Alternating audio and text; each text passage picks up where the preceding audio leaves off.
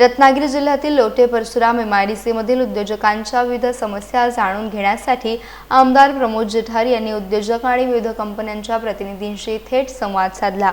यावेळी पाणी पुरवठा, वीज, प्रदूषण आणि औद्योगिक विकास या महत्त्वाच्या विषयांवर सविस्तर चर्चा करण्यात आली।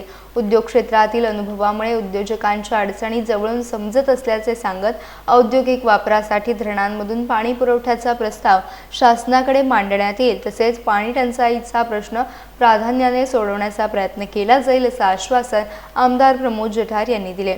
लोटे परशुराम MIDCची प्रदूषणामुळे निर्माण झालेली नकारात्मक प्रतिमा बदलण्यासाठी शासन स्तरावर ठोस उपाययोजना करण्यात येतील असेही त्यांनी स्पष्ट केले। किनारपट्टी भागातील वीज वाहिन्या टप्प्याटप्प्याने भूमिगत करून उद्योगांना अखंड वीज पुरवठा उपलब्ध करून देण्यासाठी प्रयत्न सुरू असल्याची माहिती देखील त्यांनी दिली।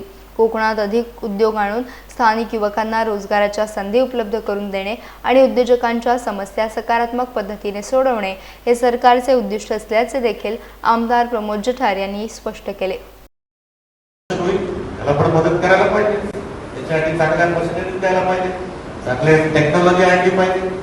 आम्ही जर नाणारचा प्रकल्प आणताना आम्ही 6 युरोचा जर विचार करत असतो